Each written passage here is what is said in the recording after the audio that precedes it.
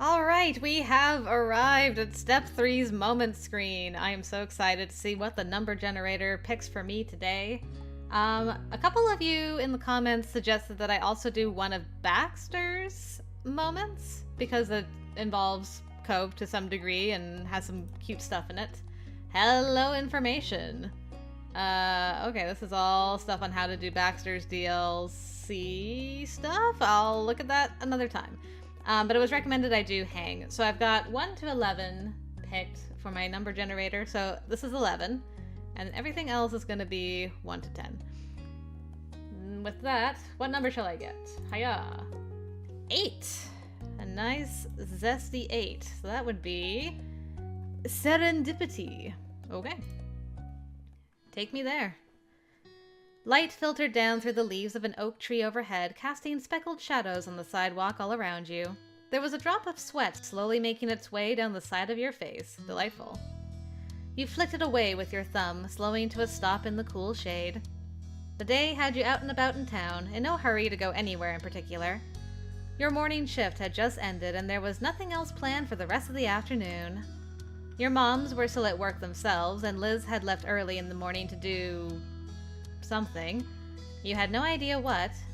You took out your phone, idly noting the time when it started to jingle, the screen lit up in your hand. Speak of the devil, Liz messaged you. Come home ASAP. Before you could even begin to question why, your phone went off again. Nothing bad, but you have to see this, so come back already! And with that final message, you were left only slightly less confused than you were before. You hadn't seen much of your sister lately. She had been acting strange for days, always shutting herself up in her room.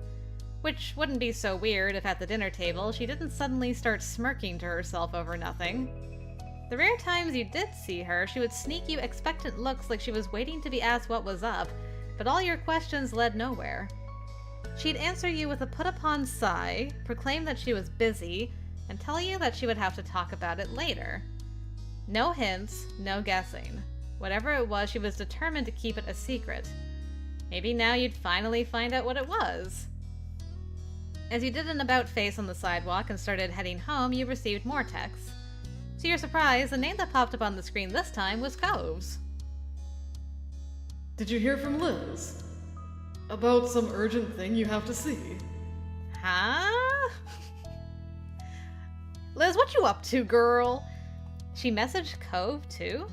You weren't surprised. Liz teased him about it, but he was like family. However, you were struggling to understand how he fit into Liz's surprise. Is there something on fire? Yeah, Liz sent me the same thing. His reply came only seconds later as you waited to cross the street. I figured she would. Are you going to see what's up? I'm walking there now. Me too. Glancing up, you saw that the light had changed to a walk sign while you were busy texting. You hurriedly wrapped things up, texting Cove a quick goodbye before crossing the street. It was fine. You'd be seeing him later anyway. Not expecting any more messages, you put your phone away so you could walk without having to worry about tripping over the curb. Probably a wise decision. Thankfully, it was a short trek home, and soon enough you were walking up your street, the familiar face of your house already in view. Thinking of what might be waiting at home... I'm not worried. I'm lost. I'm like, what's happening? And the more you learned, the more questions you had. They were all buzzing around in your head, too many to try to pick out and make sense of. Lost in your thoughts, you almost didn't see who was walking further up the street. Cove. Even from the back, the bright sea green color of his hair was unmistakable. You quickened your pace to catch up to him, the scuff of your shoes loud against the pavement. He heard it instantly, not missing a beat as he turned towards you and slowed his steps in sync. Hey. Hey, you. Hi. Here we are, at my house. At that, Cove gave you a wry smile. Here we are. It sounded almost like a question, wondering why the two of you had been summoned there. Any ideas on what Liz wants us for? You shook your head. The situation was out of character for your sister. Anything could happen. Well, I guess we should go in and find out. Taking his cue, you grabbed your keys and opened up the front door. Cove trailed behind you as you entered. You walked through the open door and peered about, not sure what you were looking for. From the entryway, you could see Liz pacing across the living room, her smiling gaze intent on her phone. You had caught her just as she had completed a turn. Behind you, the door clicked shut. The second she heard it, her head darted up to your direction, her features lighting up at the sight of you and Cove. Ah! You've arrived, and together too! That's perfect, just perfect. She flashed you a radiant smile. You could almost see her limbs vibrating as if she was poised to pounce. Cove raised an eyebrow at your sister's bizarre behavior.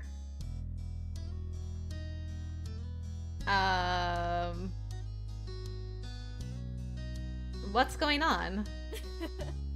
Oh, you'll see. Liz's eyes narrowed with a mischievous glint, and she let out a little cackle. So lately, I've been hard at work on a little plan of mine, and you two get the honor of seeing it all come together.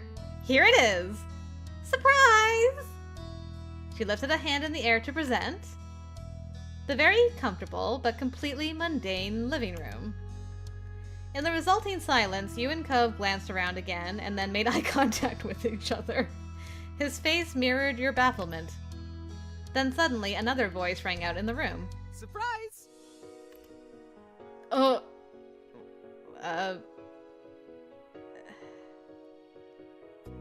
Was that Shiloh?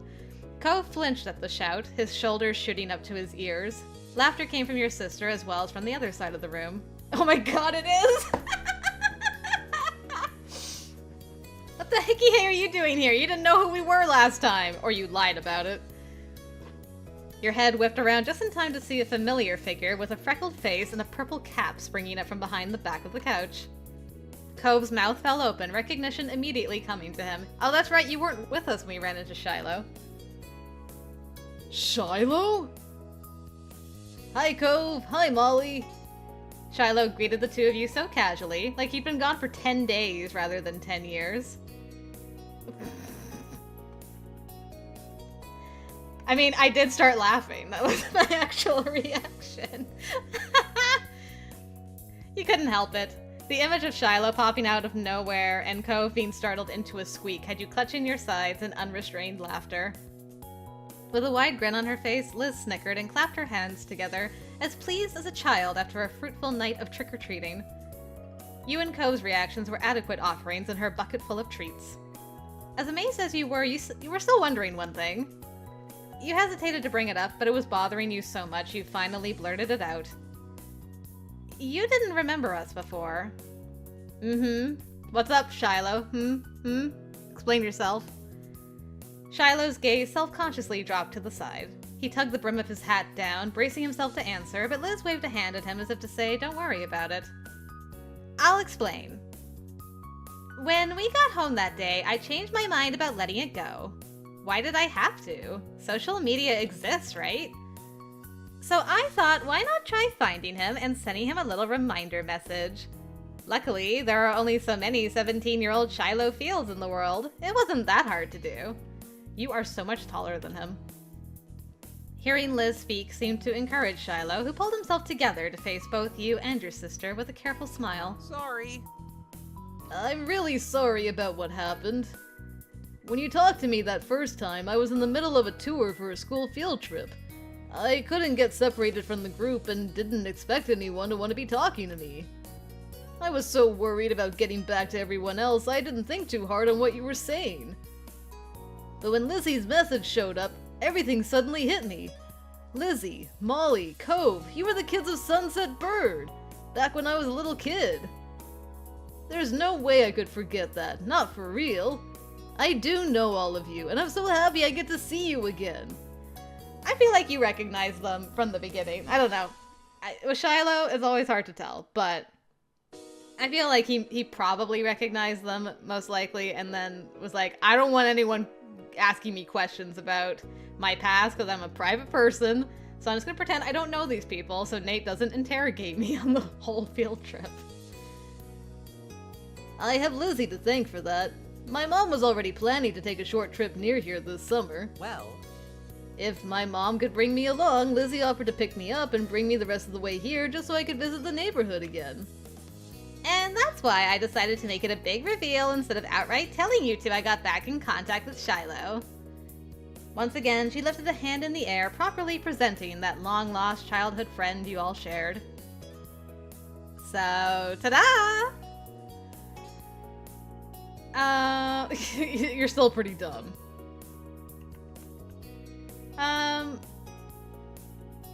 Yeah, I'm glad they saw each other again. You smiled softly at Liz, remembering how Shiloh used to follow your sister around like a baby chick after his mom when they were kids. It's nice seeing the two of you together like this, just like old times. Cove blinked slowly, still a little dazed by everything that was going on. Okay, I'm going to get some water. Don't disappear or anything. He padded off to the kitchen, no need for a chaperone, he knew where the cups were. Wow, you really surprised him, Lizzie. And Molly, too. Did you see her face when I appeared? Yes, I did. Liz patted the cushioned front of the couch. Make yourself comfortable. You don't have to keep hunkering down behind there anymore. With a laugh, Shiloh crossed around backside and took the seat, but maybe it was awkward being the only one sitting because he kept idly twiddling his fingers. You could hear him humming to himself, a nonsense tune with no real melody, something to keep his voice busy. Being here again could be more nerve-wracking for him than he let on. Cove's soft voice announced his return. He paused to drag the back of his hand across his mouth, wiping away what droplets of water lingered there. Hi, Shiloh. Welcome back. At Cove's confused greeting, Shiloh laughed cheerily. Thanks. I think it's amazing you're all still here in the same neighborhood. It's just like how it was way back then. Huh. Shiloh sighed happily at the moment as Cove raised an eyebrow and gave the room a considering glance. Hey, this is where we met the first time, remember? Right after I moved in, me and Molly were brought down right here to have a playdate with you. Shiloh laughed, his eyes downcast as he fiddled with the corner of his collared shirt. We met on the hill behind the house. What? The two of you ran away from the living room cause Cove didn't want to meet me. Accurate. You grimaced, remembering how Cove had gone straight to the window to escape the arranged meeting. You had gone with him when Shiloh had arrived. I ran for the hills. Cove cringed at the memory of his younger self being pushed back to the forefront of his mind. His mouth going tight, he awkwardly looked away from Shiloh. You have a good memory. Oh? I don't think so. Seeing this place again just brings lots of things back. He clapped his hands together, an idea suddenly coming to him. But hey, now that our group is together, would you want to go out and visit some of the old places? I've been hiding in the living room since I got here. Liz wasn't afraid to laugh at herself, bringing a hand to her chest to silently take the blame for that. I'd love to. Yeah. Without missing a beat, the others turned to you for your answer. Nah, I think I'm gonna go to bed.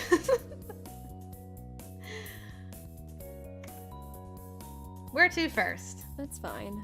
I'm sure we'll figure it out along the way. And with that, the four of you headed out into the neighborhood as one. I hope we go to the park at some point. Even with how short the time you spent indoors was, the sun was momentarily blinding once you left the house. Squinting, you brought your hand up to shield your eyes. The pleasant summer day had yet to go away, only a few wispy clouds drifted along in the sky. As you strolled down the way, Liz took the lead, followed by you and Cove walking side by side. Shiloh freely took to walking in the middle of the road, his arms idly swinging back and forth at his sides as he turned his head every which way to take in as much as he could. It was very much a trip down memory lane for him. You wondered how much the neighborhood had changed in his eyes. Not a word passed between the group about where you were heading first, but soon enough you found yourselves walking the usual path to the shopping street. Before you reached it, the sounds of it did. A collective of sandals tracking sand, the shrill calls of seagulls, the overlapping conversations of beachgoers, and random strains of music from various stalls. Whoa! The odd gasp had come from Shiloh. His eyes were all lit up. Were there always so many different stores in one place? Yeah. Of course. Whoa. I can see why so many people come here. Hey, do they still have those nice little ice cream stands? I think so. Yay, we should get some! It'll be my treat. Thanks, Shiloh. Ice cream sounds perfect on such a hot day. How about you, Cove? You could see that unlike Liz, Cove was struggling with the decision, brow wrinkled in thought. Finally, a hesitant smile appeared on his face as he settled on keeping to the spirit of the special occasion. Yeah, sounds good to me. Awesome! And Molly?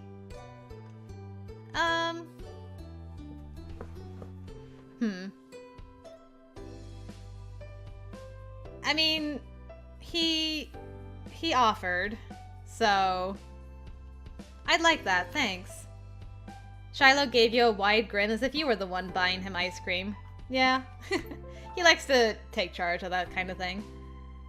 The four of you continued to walk as ice cream plans were further discussed. I wonder if he'll remember the time when we, went coin hunting through all the couches, and we came here, and I bought an ice cream sandwich and gave him a bite. Wonder if he'll get me an ice cream sandwich because of that. Are you getting a popsicle, Lizzie? Yes. Hearing that, Shiloh smiled shyly. Shiloh smiled shyly. That is a sentence. I thought you might still like that. I'm gonna get an ice cream cone. Shiloh began to turn towards Cove, but before he could ask, Cove offered up his choice. Oh, interesting choice, Cove. I'll get an ice cream sandwich. I'm gonna get... I still love ice cream sandwiches. They're so good. Ice cream cones are wasted on me, and I don't really like popsicles. An ice cream sandwich, too. It's a good choice. Cove gave you a quick smile at your matching preference. Yeah, he remembered! Shiloh! That's my boy. You still like those, Cool. Yep. Alright, he didn't forget everything. There was an ice cream stall further up the street, across from a souvenir shop displaying postcards of the seaside and saltwater taffy in its windows. The stand itself was already hard to miss, with its pastel pinks and blues and its eye-catching poster boards listing every individual flavor. It was impossible to ignore once the catchy little jingle playing from its speakers was added. Shiloh greeted the owner and began picking out the treats that everyone had chosen. He paid for them before handing them out to their respective owners. Sinking your teeth into your ice cream sandwich, you relished the sweet chill it left in your mouth. Liz was right, this was a perfect treat for a summer day. Around you, everyone was eating at their own pace. Liz held her popsicle away from herself, careful not to let it drip onto her dress. She was trying to go about eating it as delicately as she could while Shiloh dug into his. You counted only 2 or 3 bites before Cove had devoured his sandwich. Shiloh laughed, also noticing the way Cove inhaled his food. It's already finished? Cove shrugged a little in reply, his attention more focused on crumpling up the sandwich wrapper in his hand. So, what have you been doing around here since I've been gone? Well, I already told you about me attending college away from here, so I don't really live here anymore. But to be more specific on my life, I'm pursuing a degree in architecture. Shiloh perked up at that, his mouth falling open in awe. Amazing! Thanks. Actually, I was thinking about it, and the first time I really decided I liked buildings and building them was when you and I would make sandcastles out on the beach. Right. Aw. Lizzie! At such a sincere admission from your sister, all Shiloh could do was blush and lower his head, too flattered to know what else to say. Liz laughed, just as flustered, though she had been the one to say it. The atmosphere was awkward, but not unpleasant. Shiloh shyly glanced over at you and Cove. Then what about you two? What have you been up to? Oh. Me and Molly just graduated. High school, I mean. I've got a part-time job. I volunteer at this organization to clean up stuff, things like that. That's a secret.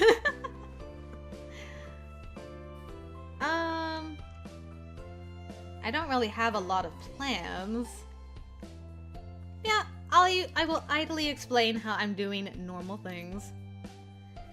You felt there wasn't anything super interesting to share about your life. What you cared about was important to you, but you knew it wasn't always the same for other people. Shiloh just seemed happy to hear it. Great! Being around him again was a little like picking up an old forgotten habit. Clunky at first, but as the four of you talked, it started to come more naturally. And when one of you ran out of things to say, suddenly someone else remembered something new. Oh, right. Do you remember those mean old, not actually grandparents that used to live in our neighborhood? Yeah, they were so mean. Well, they're not here anymore. Oh no! They're not spending summers here anymore. They're still alive. Thank goodness. Well, that was very kind of him to be like, oh god, did they die? I mean, I know they were mean, but oh no. It helped that Shiloh was just as eager to hear what had gone on in his absence as people were to tell him. Soon everyone threw out what trash they had in a nearby garbage can as your group made their way down to the beach. Going down the shore inevitably led to a certain spot. It didn't take very long for Shiloh to recognize what was in the distance. His words trailed off in the middle of a sentence, his footsteps faltering at first. Then, all at once, he broke away from the group and dashed right into the old park, giggling as he ran. Yay, the park! Oh! Everything's so small! His laughter petered out as he came to a stop by the swings and grabbed hold of one of the support poles. He walked in a little circle around it, marveling at how easily his hand wrapped around its entirety. Emboldened by Shiloh's enthusiasm, Liz plopped herself down on one of the swing sets, only to instantly show an expression of regret. There was no way she was comfortable in that tiny seat so low to the ground, not with how she had to scrunch up her legs to fit there. Shiloh creeped up behind her. He took hold of the chains of her swing, one in each hand. Seriously? What are you doing? And with a grin, Shiloh started walking back. Liz shifted in her seat to look at him. You cannot be trying to push me. These are made for kids. It's never gonna work. But Shiloh just hummed and kept pulling her back. Resigning herself to her fate, Liz tucked her legs up as much as possible as Shiloh moved his hands to her back. With a running start, he got her forward and up as far as he could go before jumping out of the way. Liz had her eyes squeezed shut, a screech escaping her as the swing started falling backwards, and when it swung back around, there was Shiloh again to push her. She couldn't kick the ground like when you were kids. Her legs were too long for that now, but Shiloh was pushing her enough to keep the momentum going. The air was filled with their wild laughter and the almost rhythmic jangle of the swing chains. So cute. Cove sat against the bars of the jungle gym, wearing a bent smile as he watched them. He was fiddling with something, turning it over and over in his hands. When you craned your neck to get a better view, he obligingly lifted it for you to see. It was a piece of shell, one side rough and mottled gray, the other side completely smooth, revealing a faint blue sheen when it caught the light. I saw it on the beach. It's nice, isn't it? Yeah, it's a good one. No, I meant Shiloh. He seems more confident than I remember. Why don't you push me on the swings like that? Yeah, Cove, what gives? I think so too. He and Liz looked closer than they did as kids. Cove nodded, leaning back to enjoy the breeze blowing in from the sea. Soon your sister began to speak out. All right, I'm ready to get off now. How do you stop this? Don't worry. Shiloh braced himself, one foot planted forward as the swing started coming back down. Then, in one quick motion, he reached up and caught the chains again. The impact had his feet skidding back in the sand, but he kept his stance steady. Dang, Shiloh, nice job. If Liz was surprised at suddenly being brought to a halt, she didn't show it, only tilting her head up to smile at him. Shiloh had yet to catch his breath, though returned the smile just as brightly. He let go of the chains, walking around the swing set and briefly rubbing his hands together before offering one to Liz, which she graciously accepted, needing the help to get out of the tiny seat. Then the two of them made their way back over to you and Cove. Liz was looking more ruffled than usual, and her sun hat was off-kilter, having held on for dear life for the entire ride. She took a moment to straighten her outfit back into place. That looked like fun. It was! Even though you were just pushing me on the swings? Yup, that was the fun part. Huh. Hey Shiloh, you've got an idea of what our lives have been like since you've been gone. But I've been wondering what happened to you after you moved away. Shiloh's eyes went wide as if it was surprising to hear. You couldn't recall him talking about himself when you were all telling stories, but maybe he hadn't been able to find the right timing. Yes, about that. He brought his hand to his chin, tapping it thoughtfully as he looked up and to the side. Well, what happened was my mom decided to move back to the south, closer to where I was born. We stayed there for a few years until she got another job offer in California again thanks to a connection she had here. It was a really good job at a private boarding school, so she decided to take it. With a wide grin, he said the next part. And as a bonus, her kid, me, gets to attend the school and live in the dorms for free. I've been there since my second year of middle school. Pretty soon I'm gonna be starting my last year of high school. Liz leaned towards him with an attentive smile on her face. Have you been doing well there? Getting good grades? Got any friends? At the list of questions, Shiloh held his hands in front of himself as if they were physical things he could stave off. Yeah. To everything. It can be a little hard sometimes because of how people are in that school, but I'm happy. How people are? Cove couldn't guess what that meant, but Liz folded her arms, scowling. Don't tell me there's more people like that Nate guy hanging around. Well, I mean, you could say there's a squad of them. Shiloh rubbed at his cheek, laughing nervously. He glanced from the bars of the jungle gym to the laces of his shoes to the trees swaying in the distance, unsure of where to rest his gaze. Not exactly. Nate doesn't mean to be mean. He just kind of is. He's the school's #1 performer for athletics and academics. He always takes on so much responsibility that the only possible way he can finish it all is if absolutely nothing goes wrong. But that's impossible, so he's always stressed and ready to snap. He can't handle it when someone seems to be causing a problem. That's why during the field trip he was upset when I went off on my own like that. Still, he's really smart and reliable and sensitive, and he cares a lot. Most of the time he doesn't even realize his way of dealing with stuff upsets other people. Cove had a patient smile on his face, listening earnestly as Shiloh rattled off his list of Nate's good traits. You know him pretty well. Are you actually friends? Well, not exactly. Me and Nate are in the same after-school group. About once a month, me, 6 other students, and a supervisor get together to talk. Okay, I need to go through, because I'm like, does that include MC? Because I can't remember what year XOXO Droplets takes place. So I don't know if MC is counted with the other 6, but I feel like that's correct. So there's Shiloh, Nate, Bay, Jeremy, Everett, Pran, and MC. Because I think I counted Shiloh in there first, right? Okay, let me not count Shiloh. Nate, Bay, Everett, Pran, Jeremy, MC. Yes. Okay, so MC is part of that group. Cool. We did it all of last year, and I think next year we're gonna be in the same group again. I hope so.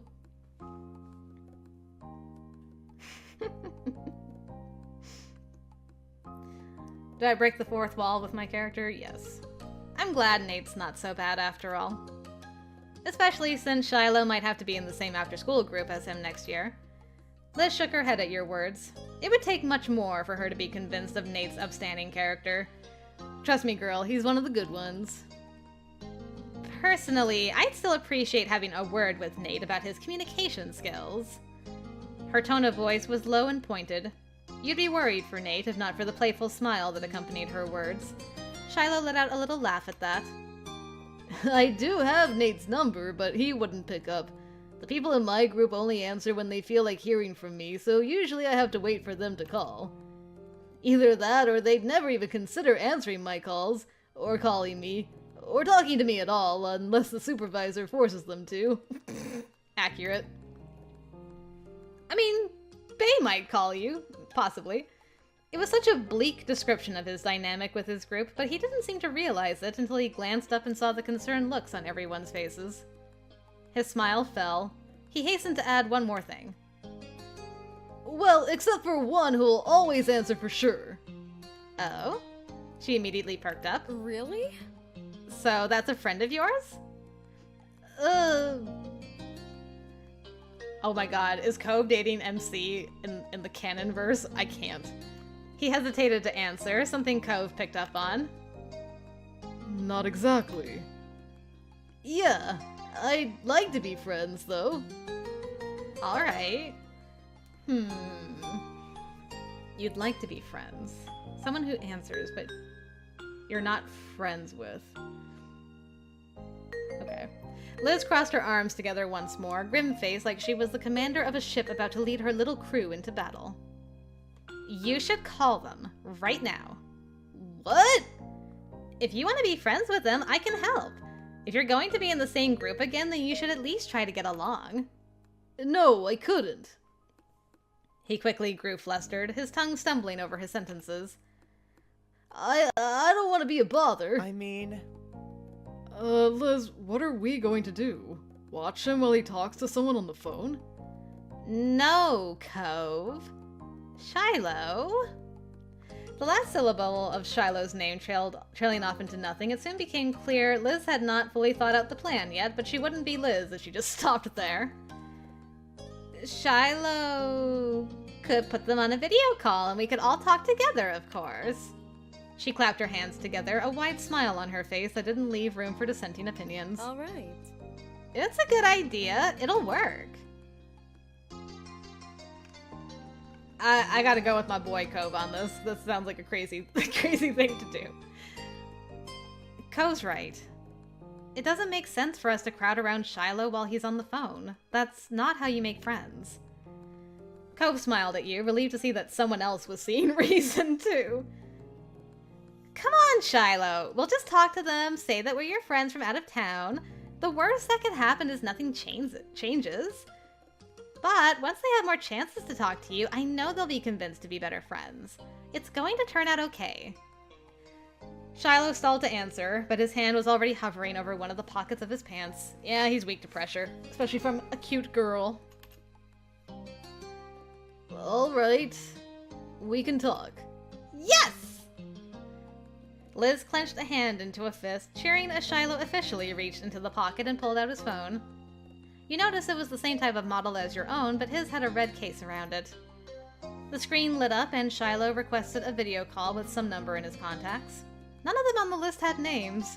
He must remember what number belongs to what person. He inched closer to the three of you so everyone could hear better. Vaguely, you wondered how this looked from the outside. 4 teenagers, on the verge of adulthood, hanging out on an old playground, all huddled up around a single phone. Strange. Suspicious. The ringing of the phone broke you out of your musings. You kept your eyes on it, your heart speeding at the end of each dial tone, thinking, could this be it? Only to have another startup. It had been ringing for a while when you started to think of what Cove said, about all of you watching as Shiloh talked on the phone. Maybe even that wouldn't happen. Shiloh could sense the awkwardness in the air, smiling to try to dispel it. This is normal, don't worry. Just as he said it, the call ended, not even going to voicemail. Shiloh clicked to redial. Oh, okay, so you're not calling MC. Who are you calling then? He never answers on the first call. He always does on the second. That's how he is, at least with most people. There are exceptions. You, Liz, and Cove furtively shared ambiguous looks, none of you wanting to accidentally discourage Shiloh. Then you focused on the phone again as it started to ring once more. The jingling suddenly cut off in the middle, followed by the faint sound of white noise. With a big smile and flushed cheeks, Shiloh brought the phone up to his face. A voice, low and groggy, came rasping out of the speakers. Hello. Shiloh, on the other hand, was much more chipper. Hi. I'm visiting a town I used to live in when I was little, and I wanted to introduce my group mate to the people I knew back then. Some of them have already met Nate. Can you say hey to them too? And with that rushed introduction, Shiloh stuck the phone out towards Cove, gesturing for him to greet the person on the other end. Although Cove hadn't been on board in the beginning, the only indication of that now was the lopsided tilt of his smile. He turned his gaze down to the screen, opening his mouth to speak. only to stutter to a complete stop. All Cove could do was sputter and gape at the screen. Cove, what did you see? His reaction had Shiloh's brow crinkling in worry. What? Shiloh's groupmate didn't sound particularly impressed with how this conversation was going so far. Shiloh frowned, retracting his arm away from Cove. As he did so, the screen tilted towards you and you caught a glimpse of what was on the screen. Ah! You want to be friends with Jeremy of all people?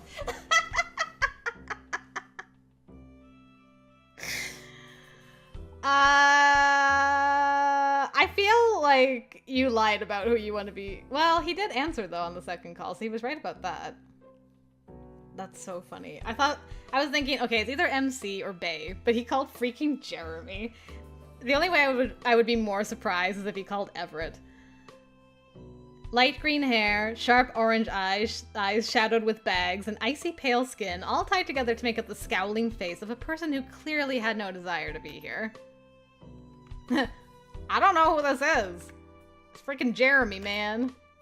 A flood of memories arose, flashes of that one summer years ago at this very same park. You, holding on to an arrangement of fruit. Derek and Cove at your side.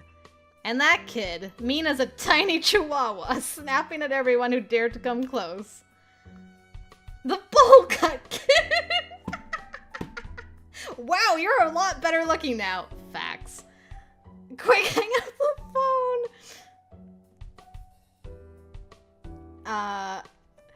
Gosh, it would be like one of these. My filter would have broken. I kind of want to just yell the bowl cut kid just to see what his reaction is. The bowl cut kid? Huh? Cove still couldn't take his wide eyes off the phone. He spoke now in a very small voice. Almost a squeak. Jeremy? Yeah? His reply was mildly annoyed at this point. How did you know his name was Jeremy? You didn't tell them? No, I only called you somebody from my group at school. Damn, Jeremy's voice got deep. Jeremy regarded Cove cautiously, for the first time giving the situation a little of his focus. Cove bristled, sucking in a long, deep, dramatic breath. Oh my god. Oh, Cove, it's gonna be okay. He's in the phone, he can't hurt you. And all at once, he started shouting, and not just with his voice. He waved his arms around, gesturing wildly with his hands as he repeatedly yelled, "Oh my god," with all sorts of inflections. Oh my god! Oh my god! At these antics, Jeremy gave a short huff of a sigh through his teeth, the sound tinny over the phone speakers. What is this, Shiloh? Are you trying to make me suffer? Are you still mad about what happened at the amusement park? I was on your side, you know. Liz, who had been entirely lost this whole time, finally spoke up. Huh? What happened at the amusement park? But no one paid that question any mind. I don't know what's going on. Have you met each other before? Nope. It was an immediate reply from Jeremy, but then those stinging eyes squinted. Wait. There was a flash of recognition there as he leaned his head forward and scrutinized the both of you. His already wide frown somehow found a way to grow deeper at his realization. Oh, it's you people. Again. Hi. He looked from Shiloh to Cove, and then to you. You could tell he was carefully putting his thoughts together. Sorry. His voice is perfect. I love it.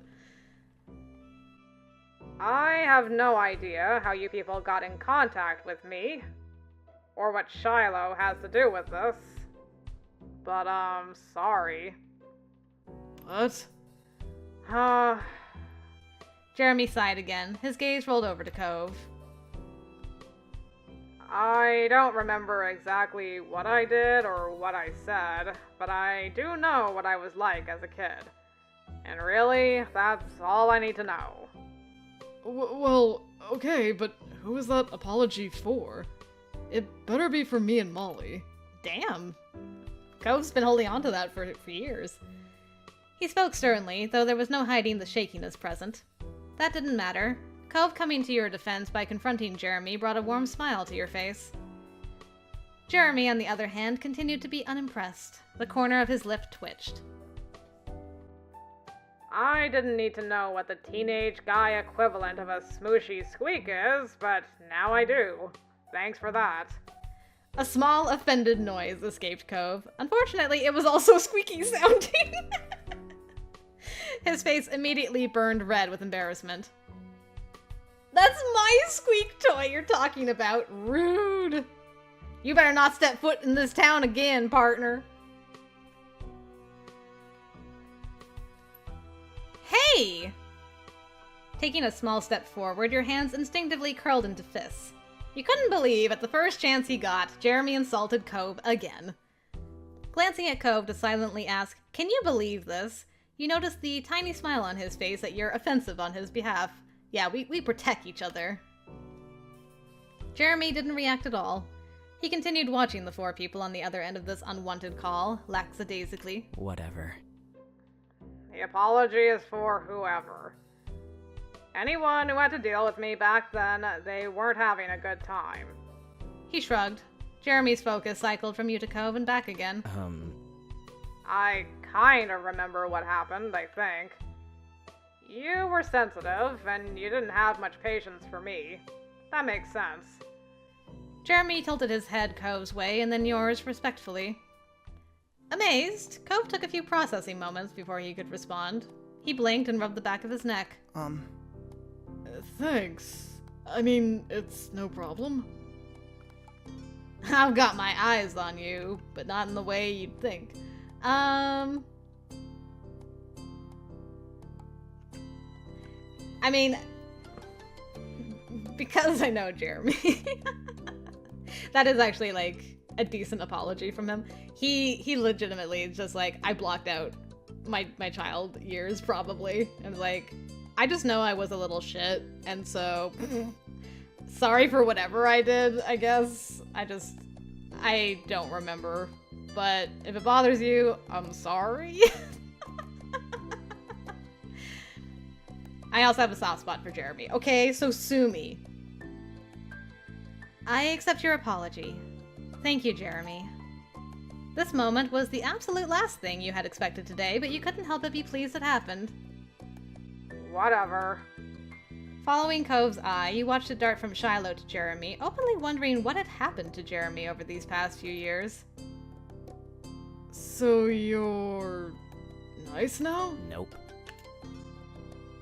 I don't throw tantrums or pick fights anymore, but I'm not nice. Jeremy shook his head in disbelief. That squeak toy comment wasn't a compliment, you know. I don't have the energy to get angrily worked up like I used to as a kid. It's all pointless anyway. Now I'm just miserable. I miss my grumpy boy. His tone was even grumblier than usual and dragged the syllables out on the last word for extra emphasis. Oh. An awkward laugh escaped Shiloh, then his mouth pulled into a demure smile. Don't let what Jeremy says about himself get you too down. He's got people who care about him and make sure he's okay. Like me. Don't listen to Shiloh. I don't really care if he's sad or not. Yeah, I'm still not over the fact that the two of you actually know each other. That got a snort out of Jeremy. Huh. Me neither. Okay, seriously, how long am I meant to be out of the loop here? Her expression twisted in frustration as Liz rubbed her right temple. Why am I the only one who doesn't know this kid? Shiloh goes to school with him, that's fine. But how did the two of you meet him and I didn't? I'll try. I'm probably gonna get cut off by Jeremy. Like, can I go now? You were there, I think. He was around town one summer, maybe 5 years ago? Is that all?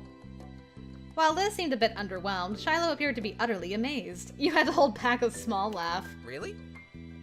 You knew Jeremy as a little kid? What was he like? I've only known him for 1.5 years. Well... His voice immediately hushed into nothing. You could see Cove wince just thinking on those past encounters. You could already picture past Jeremy in your mind.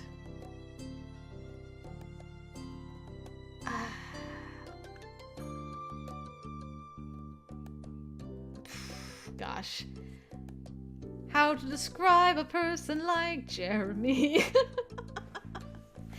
I mean, he was a mean kid. He did yell and say people were dumb. He was also kind of pathetic. So many choices. I don't want to call him pathetic to his face. I think that's just rude. Yeah, I'll just go with the top one. That's probably like the least offensive. He was a mean kid. You weren't sure how to explain him besides with that simple term. Cove nodded firmly in agreement. It didn't matter what happened. He was mad about everything. He really was. Jeremy's expression didn't give away a single sign of what he might have been thinking. He continued to blandly stare at you both up until he finally spoke. Yep. That sounds like me. At that confirmation, Shiloh burst into uncontrolled laughter. Even when he calmed moments later, gasping for breath, there was still a wide grin plastered on his face. I can't even imagine Jeremy being like that. I can't imagine him not being like that. They both chuckled again. Cove's mouth pulled into a bent smile. I mean, Jeremy hasn't made fun of my eyebrows once this whole conversation. Unbelievable. Huh.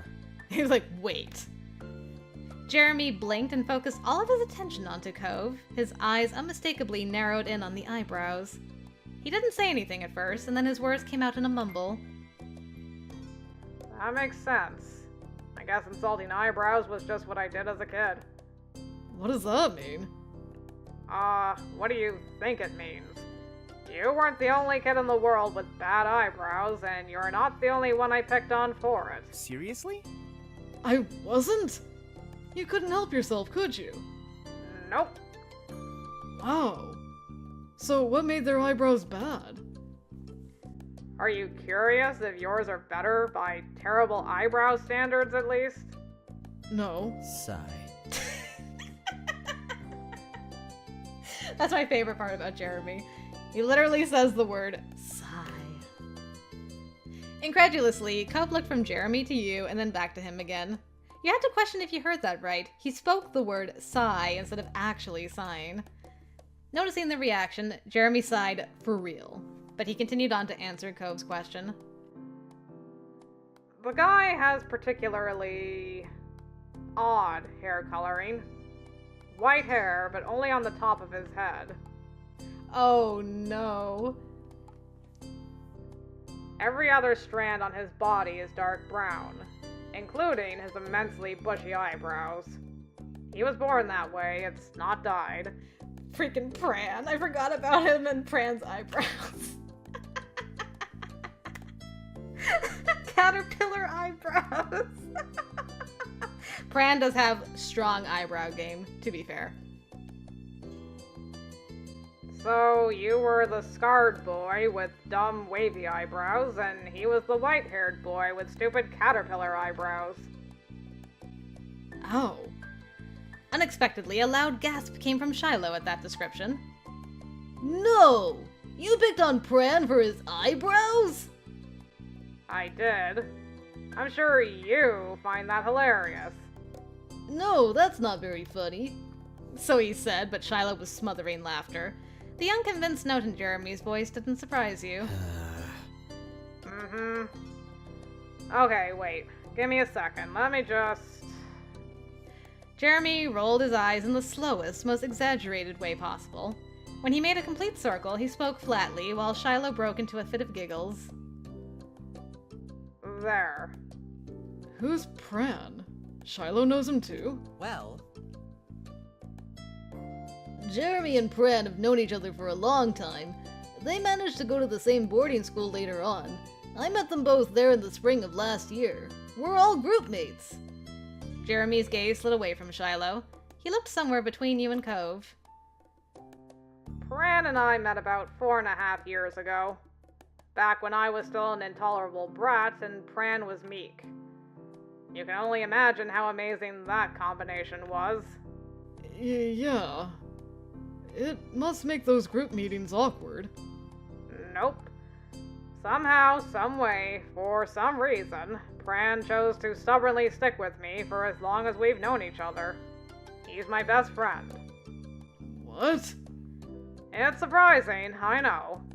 I have a best friend, and it's the caterpillar brow guy of all people. But I guess things balanced out in the end. Pran's timid nature is good and dead. He grew up to be colder than even me. I'm mopey, and he's broody. A perfect match. Don't forget you guys are both sassy molassies. 2 peas in a ruining everyone's life pod. Gross. Don't quote Everett. Cove whined after Jeremy snapped his last remark. Now who's Everett? You don't want to know. Yeah, you don't want to know. Something they agree on. Shiloh hummed, and he watched his 3 old friends with an amused smile. He was having fun. Before you could say anything, Jeremy continued. Everett is also a part of the group, unfortunately. But he chose not to elaborate further than that. Liz sighed this time. You could feel her frustration. You couldn't blame her for that. She hadn't been able to participate much at all. She didn't know Jeremy then, so there was no basis for reminiscing now, and there was a 10-year gap in her history with Shiloh. The whole situation struck an odd chord with you. 2 boys that you knew separately came to know each other, and now they know each other much better than they know any of you. Shiloh was almost a stranger.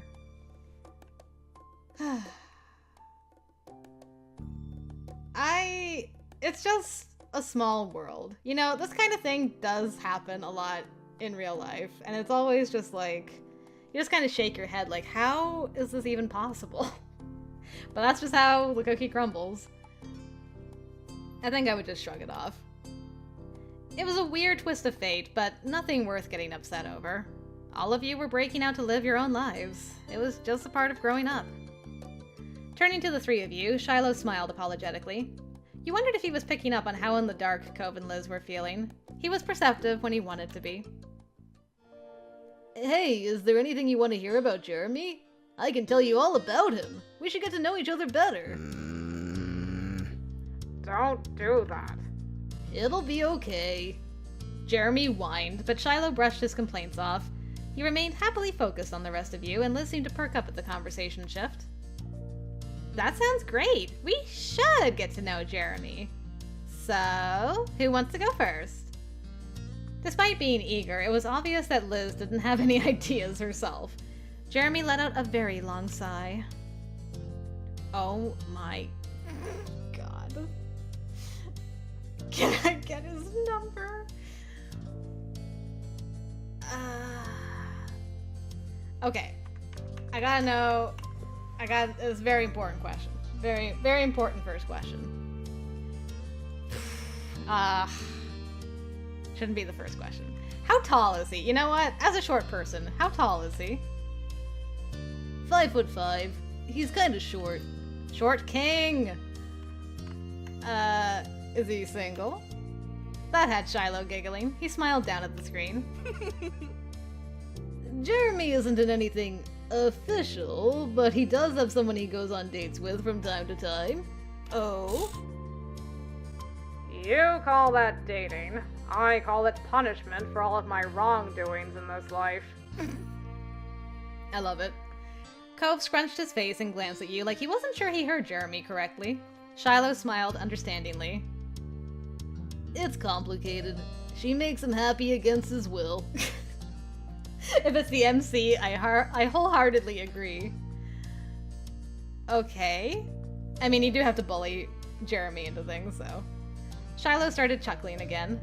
Jeremy, on the other hand, let out a loud sigh, clearly done with the current topic.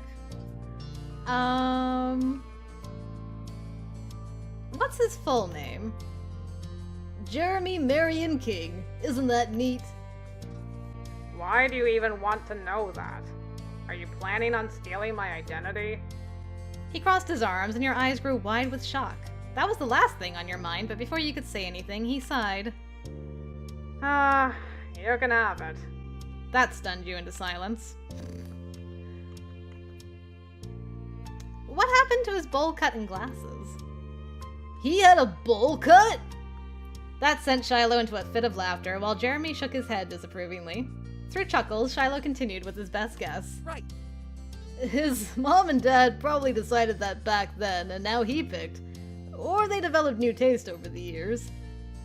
As for his glasses, Jeremy wears contacts at school, and when he's out and about, but he still wears glasses when he's home or working part-time at his parents' hobby shop. That's true, he does wear glasses when he works at the hobby shop. I forgot about that. Is he doing well in school? Yeah! Nate is still doing the best, but Jeremy gets respectable scores. Or... unless by doing well you mean to ask if he's having a good time or making friends, then in that case, no, he's not. You weren't sure how to respond to that at all. Glancing back at Jeremy, he rolled his eyes.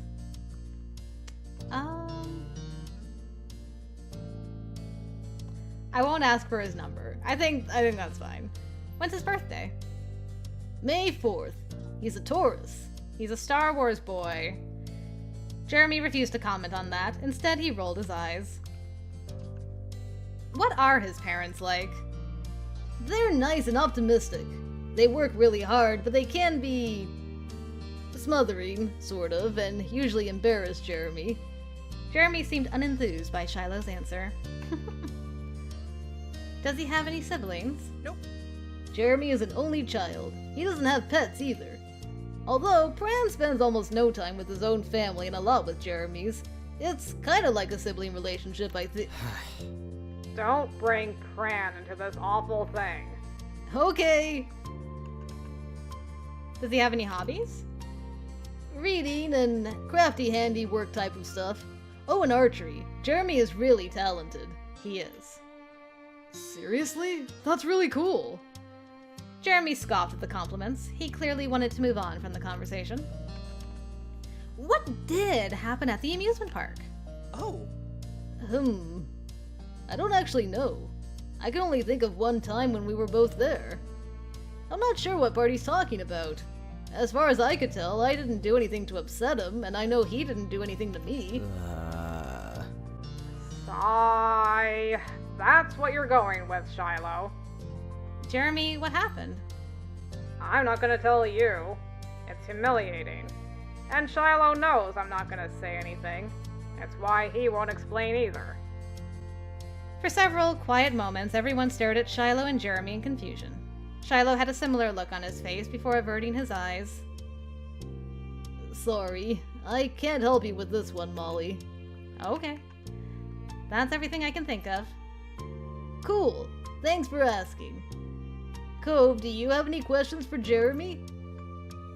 Stunned, it took Cove a moment to recover from being put on the spot. But ultimately, his eyes shifted from Shiloh's and locked with Jeremy's. They remained like that long enough that it was as if they could speak telepathically. Alright, yeah. I have a question. But Shiloh can't answer. Fine. Ask me. Let's get it over with. What do you think of me? Even if you don't think I'm tough or something, do you still feel like I'm stupid and wrong about everything? A crack formed in Jeremy's lackadaisical expression. His barely open eyes lifted a little more, but he still spoke flatly. My opinion on stuff is basically the least important thing you could ever worry about. It's pointless. Well, I'm still asking. So? Cove, right? That's your name?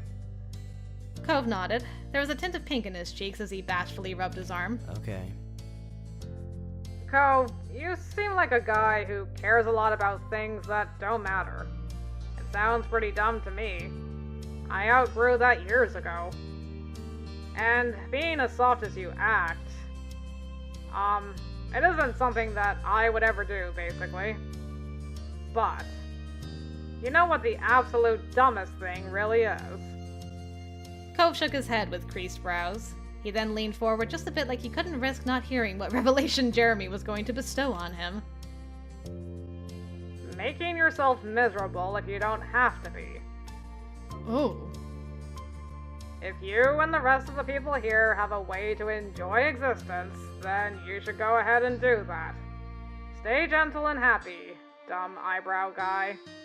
I need that on a poster. Stay gentle and happy. You have my approval, if that's what you wanted. I hope you all have wonderful lives and suffer as little as possible. Damn, that is one of the nicest things Jeremy has ever said. Wow. The word tumbled out softly. Cove was earnestly amazed by Jeremy's words. Thank you. Mm-hmm. And you know what's not gonna make you stay happy? What? Talking to a downer like me. So really, you should end this conversation right now, and none of you should ever call me again for the rest of our lives. That sounds good. Can I hang up already? Oh, wait, Jeremy! I can't never call you again! Shut up, Shiloh. Unfazed, Shiloh laughed with a tilt of his head. Building something good up only to try undercutting it. That's the Jeremy I know. Sorry. Jeremy looks way too good looking with that smirk. The word dripped with sarcasm and was accompanied by a smirk. It was the first time you saw him smile this entire time. Cove piped up meekly, an awkward smile of his own on his face. Maybe my opinion is totally skewed because I'm comparing things now to how Jeremy used to be, but, I mean, you don't seem that bad. What? Cove needed to look away from Jeremy's painfully sharp eyes to finish his thought. I mean, I'd probably be okay with talking to you again. Sigh. Come on, you can have standards. Yeah, Cove, he's pretty cute. I do think he is that bad. I want to keep talking with Jeremy too. Jeremy groaned loudly at your acceptance of him. Your smile only widened in amusement, and Liz clapped her hands. Wonderful! Good. Now that we're so much closer to this Jeremy kid, I think we can all get along together and be friends. Friends. Jeremy repeated the word back like it was a foreign phrase. He genuinely didn't seem to understand. That's right. If we keep working on it, I don't see why the five of us can't be friends. He stared at Liz incredulously for several moments. Her expression twisted into fresh confusion of her own. Okay, 3 things. First, I already have one whole friend, and that's more than enough. Second, I still don't know who you are. Did you even say your name at any point? And most importantly, third, one of the people in this friendship is Shiloh Fields. He and I aren't gonna be friends. Why not? And I'm Liz, by the way. Because he's Shiloh. Our relationship is already as good as it ever is gonna be. He mercifully leaves me be most of the time, and on the weird occasion where he needs something, I just get it over with. Then he goes away again, and I have a modicum of peace. You know how it works, right? You're in it with me. We have the best arrangement possible with the way it is.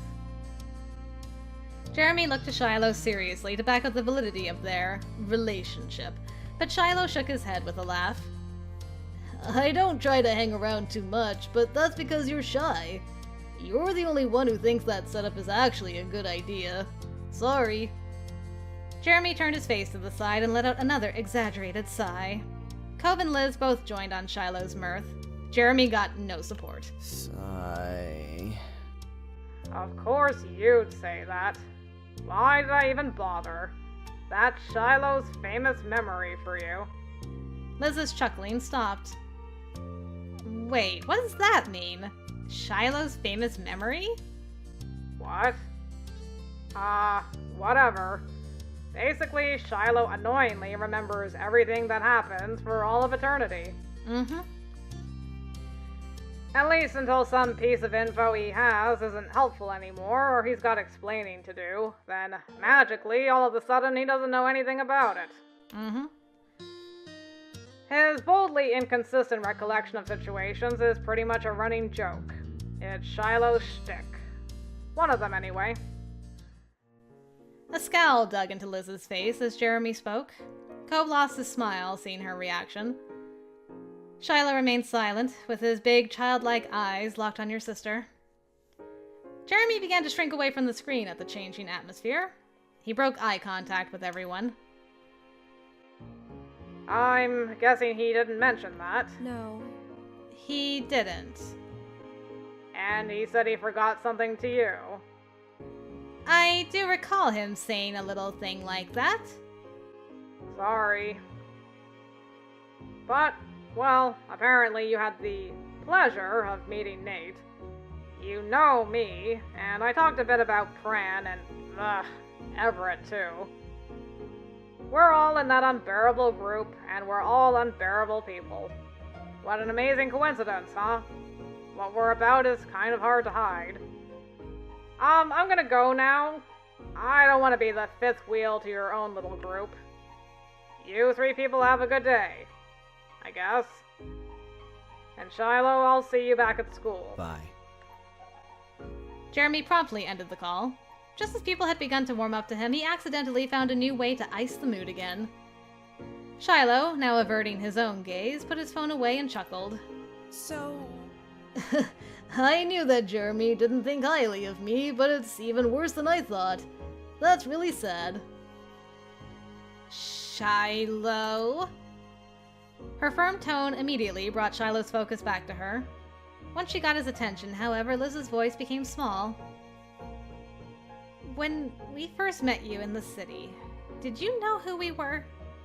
Did you pretend not to recognize us? The two old friends watched each other for a beat, but ultimately Shiloh closed his eyes with a lopsided smile. Aw, Lizzie. You've gotta know I could never really forget you. Liz was speechless, but it wasn't quiet. Cove couldn't stop himself from shouting out. Oh my god! You were lying to them? Lying is a strong word. I was, improvising.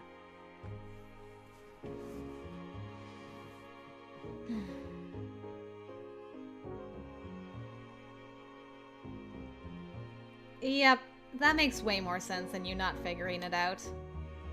It was weird to think he was trying to trick you, but the interaction was a lot more understandable that way. Go home, Shiloh. Or go to my house and wait there until we can send you home. Alright. He's like, I'ma head out. With his shoulders dipped and head low, Shiloh obediently left the park alone. After he disappeared up the road, Liz sat her butt down right into the sand with no concern for how dirty her dress might get this time.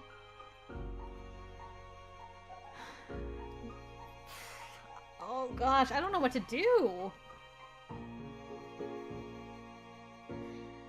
Like, I'd like to convince Shiloh to come back and figure things out. At the same time, I'd feel bad leaving my sister like this. I'm gonna flip a coin. Okay. Heads, we go after Shiloh. Tails, we stay with our sister. Hiya! Whoa! Heads! Okay. Going after Shiloh. Watch Liz. I'll be back. What?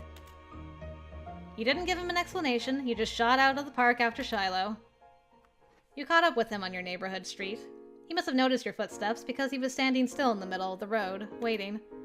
You couldn't read his expression and he didn't say anything. I want to talk. He smiled while fiddling with the rim of his hat. We will, later. Thanks for trying. And that was it. He turned his back on you, continuing his walk of shame.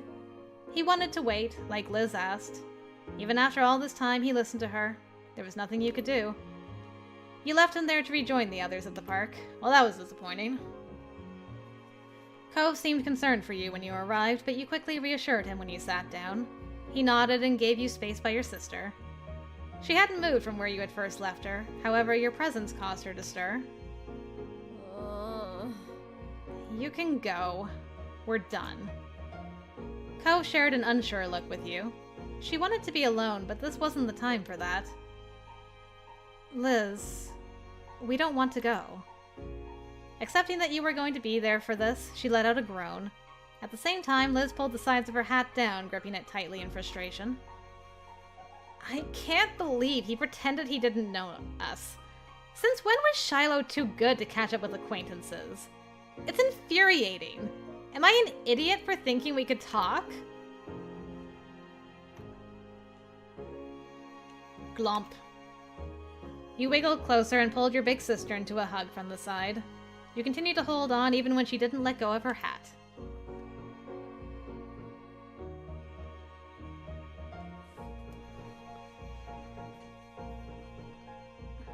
No, you're not an idiot. Yeah, Shiloh's a tool. Fine. I know, I shouldn't care. It doesn't matter if one person doesn't want to be my bestie. He's not the greatest man on Earth. I'll be fine. But I brought him here all the way from the other side of the state, and I don't even know why he did any of this. Liz finally removed her hands from the brim of her hat in order to rub at her temples instead. It blows. Cove snorted some nervous laughter at her unexpected phrasing. She didn't mind it. Yeah, but you'll always have me. I'll hurl him into the ocean.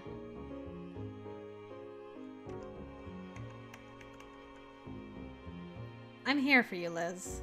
Through thick and thin, no matter what. Thank you. Baby sister. She squished you tight and rocked you back and forth in a dramatic hug. You let out a Cove-like squeak. I love you. I love you too. And what is family for? Well, I thought it was for hogging the phone while growing up, but this works. She released you with a shaky, self-impressed laugh. Oh, and thank you too, Cove, for being around. We're going to officially be family one day, right, girl? She shot him a wry smile, and he tensed up, face going red. He was willing to take her teasing if it made her feel better. Don't mention it. Good, good. Liz rested her eyes after those last couple of words. It eased your heart to see her feel better. Cove let out a soft sigh of relief. Hey. Cove then brought his face close to yours so he could speak in a whisper. Are you okay? I know Liz, was his best friend, but you knew him too. And you were there when he did his whole pretend improvisation act.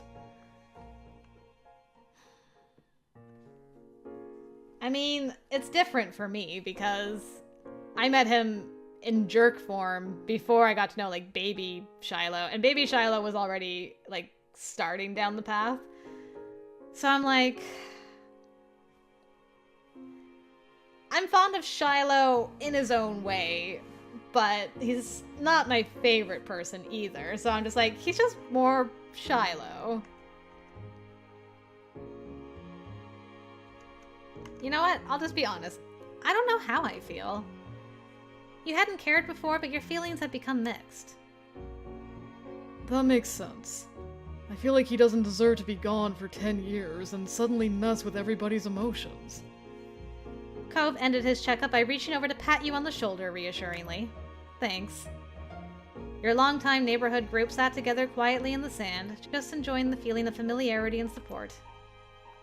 You weren't entirely sure how much time passed, but you were eventually caught off guard by a soft call in the distance. In unison, the three of you turned your heads to the sound.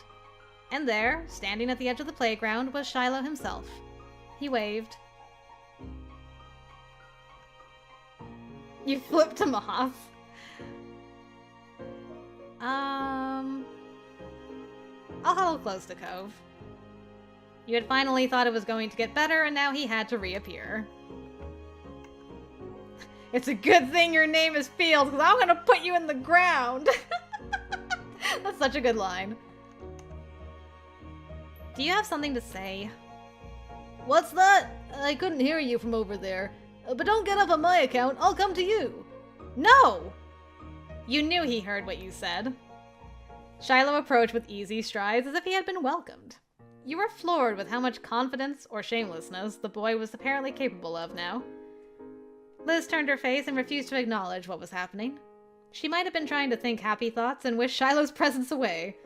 Unfortunately, it didn't work.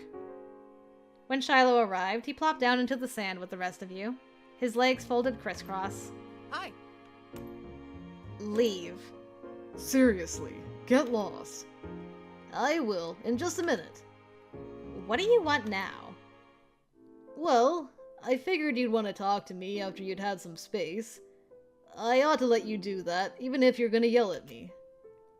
Liz finally faced him to be free to snap at Shiloh with full force. And why in the world would you think that? Unfazed, Shiloh looked back at her softly. You haven't changed that much, Lizzie. You're the one who found me online when I brushed you off earlier this summer. When have you ever preferred leaving something unresolved in the end? You didn't even get a chance to make me explain why I did it. I bet you're dying to do that. Liz ground her teeth, quietly fuming. Shiloh had called it right, and that sucked for her. Fine. I'll bite. Give me your excuses. Well, Mostly, it was really bad timing. I could have handled it a lot better if I had known I was going to see you that day, and if there wasn't a self-appointed hall monitor dutifully watching every move people made. And, hi, good to see you gotta go was simply too much for your little heart to manage. Of course. The goal was to keep as much distance as possible. Admitting I was the guy you knew wouldn't have been helpful. So you can't stand us, and me trying to reconnect was just a huge pain for you after all. Amazing, wonderful, thank you so much for saying so. No, that's not it. Don't feel bad, though. You're almost never wrong. Your older sister's brows twitched as she stared at Shiloh in tired disbelief. He smiled back at her brightly. I did it so this wouldn't happen. What? I dealt with that situation the way I always do, by saying stuff I didn't exactly mean because it's just easier that way. You heard Jeremy. It's what I'm known for. Sure, right now you're mad that I pretended not to remember you, but if I hadn't done that, it would have been something else later on and we'd have ended up here still. Liz's anger became more and more difficult for her to maintain. It was soon replaced with a sad confusion. Then don't do that. Don't be like that. Why not be someone you're actually okay showing me? Shiloh chuckled uncomfortably and searched for a way to explain himself to his former idol. I wouldn't have made you sad if I could have avoided it. I mean that. I thought I could at least finish this visit without issues. Jeremy wasn't someone I expected to call me out. That's pointless to him usually. But I'm not going to be someone whose personality revolves around making you happy. No matter how much I follow others, it wasn't for them. Every decision was mine. I couldn't be in charge, so being a sidekick to the best option was something I did for my sake. I choose to let people be the boss when it's what I need, and I choose where to stop it. And the best I can do for you now is spare you from dealing with it. I'm not as earnest as you are. I'm not as nice as you are. I was always like that, even as a kid. Back then I wanted to fit in, even if it meant excluding someone else. If they were the odd one out, that'd mean I wasn't. Finding my place here got harder when COVE moved in. It was a good thing for everybody that I ended up moving myself soon after that. I knew it. I was sure you weren't being honest back then. At least I'm admitting it now? I knew that's essentially how you were back then. You were a scaredy cat who wanted someone to defend you. Jeez! I simply imagined that in the past 10 years you grew out of that and learned how to speak to others like, I don't know, an actual grown-up human being? Well, in my defense, I'm not an adult yet. I won't be 18 until later this year in October. October 30th. You remembered! So did you, punk. Shiloh chuckled self-consciously as Liz smirked at him. There was an affable moment before she became serious again. I liked you when we were kids. I wanted to know you now. That's what upset me the most, the idea that maybe you only wanted to be rid of your old friends. Aw. Lizzie, you're too good to need someone like me in your life. That's the truth. I'm not worth the effort. Except for with unusual people who have odd taste. Then she straightened up in the sand, brushing her dress back out. That's an incredibly annoying thing to say. It's insane. You've only changed in stupid ways and stayed the same for the rest. That's fair. Is it? It means maybe I have unusual taste. You could have stuffed Shiloh's entire hat into his mouth without why he opened it. I would pay good money for that.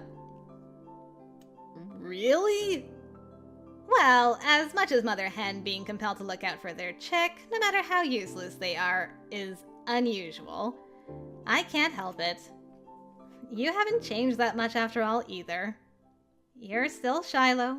You're painfully still Shiloh. You're welcome. I brought you here, and I'm not gonna abandon you. It has to be someone's job to look out for and keep an eye on you. With her surety returning, she pulled herself up off the ground and glowered down at Shiloh with her arms folded. Now, I do want an apology for everything done behind our backs when you could have opened with all of that you just said. You should have given us a real chance or stayed home. This stunt was rude. To me, and Molly, and Cove too. As if bringing the baby chick comparison to life, Shiloh dutifully did as he was told. Sorry. Sorry, Lizzie, Molly, Cove, everyone. I didn't want to cause problems or ruin the day. And you don't have to accept just because I'm saying it. Not everybody needs to like everyone. Alright then. You were kind of mean sometimes when we were kids, but I wasn't very nice to you either. All this recent stuff isn't really something to make about me, so I'm not gonna hold on to it. I mean, as long as you're not gonna keep upsetting people from now on. Thanks, Cove. I'll avoid doing that in the future. He then changed his focus to you. His expression was curious. He wanted to know where your feelings landed on this, on him.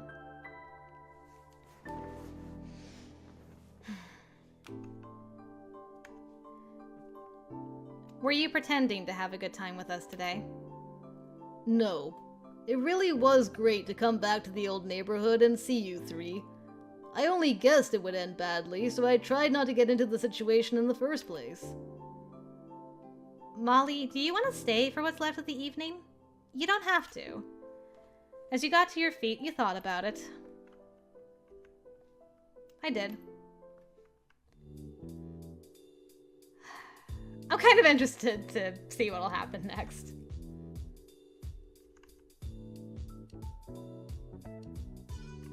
I mean, this is my honest answer. Well, it's not as if I was that surprised. You directed a small smile at them. Today could already be classified as unusual or unexpected, but you wouldn't let them face the rest of it without you.